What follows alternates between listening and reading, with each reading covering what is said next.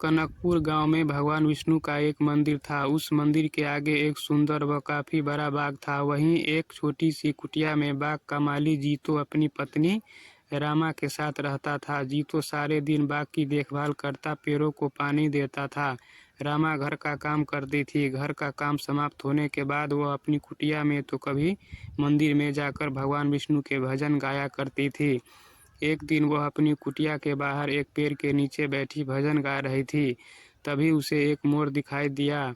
वह रामा के आसपास घूम रहा था और अपने पंख फैलाकर नाच रहा था। रामा ने मोर को नाचता देखा तो उसे बहुत अच्छा लगा।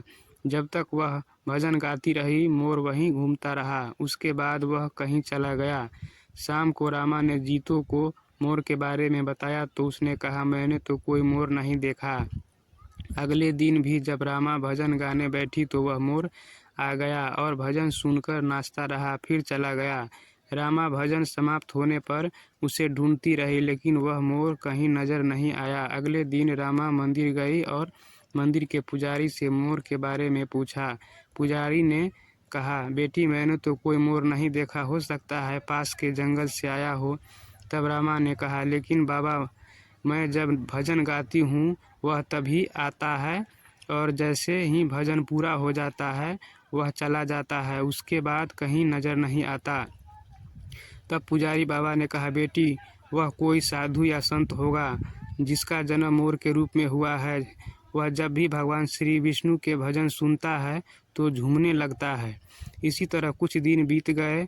वह मोर हर दिन भजन सुनने आने लगा था। एक दिन रामा ने जीतो से कहा, वह मोर हर दिन भजन सुनने आता है, मुझे कुछ समझ में नहीं आ रहा। तब जीतो ने कहा, अरे बाग है, पक्षी उड़ते उड़ते आ जाते हैं, ऐसे ही मोर आ जाता होगा। तुझे लगता है वह तेरा भजन सुनने आता है, हो सकता है वह खाने की तलाश में आता हो। अगले दिन जब वह मोर आया तो रामा ने बीच में ही भजन गाना बंद कर दिया और मोर के सामने जाकर बैठ गई। उसे देखकर मोर जाने लगा। तब रामा ने कहा, हे पक्षीराज मयूर, तुम साधारण मयूर नहीं हो, मैं तुम्हारे बारे में जानना चाहती हूँ, तुम कौन हो। यह सुनकर मोर रोने लगा। उसने इंसान की आवाज़ में कहा, माता मैं पिछले जन्म में एक शिकारी था, जंगल से मोर पकड़कर उनके पंख निकालकर बाजार में बेचा करता था। एक बार जंगल में मैंने एक मोर पकड़ा, उसके पंख निकालने के कारण वह घायल हो गया और मरने लगा। तब उसने मुझे कहा, हे दुष्ट शिकारी, तूने धन के लालच में न जाने कितने मोरों को मारा होगा। हमारे पंख निकालने के कारण जो कष्ट हमें होता है वह तू कभी नहीं समझ सकता। इसलिए मैं तुम्हें श्राप देता हूँ कि अगले जन्म में तू मोर बने और तुझे भी इसी प्रकार कष्ट हो। यह कहकर वह रोने लगा। तब रामा ने पूछा, तुमने जो किया उसकी सज़ा तो तुम्हें मिल रही है, लेकिन तुम इंसान की तरह कैसे बोल रहे हो और इस श्राप से तुम्हें कैसे मुक्ति मिल सकती है।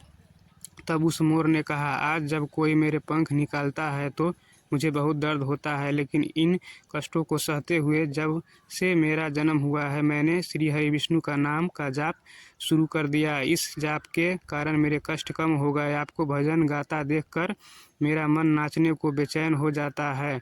भगवान श्री हरि विष्णु की मुझ पर बहुत कृपा है, मैं कभी भी अपना रूप बदल सकता हूँ।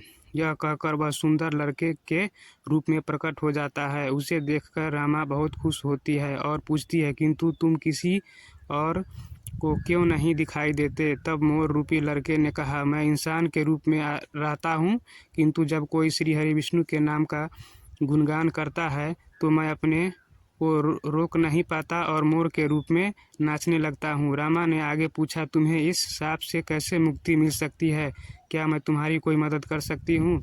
तब मोर ने कहा, माता यह बहुत कठिन है।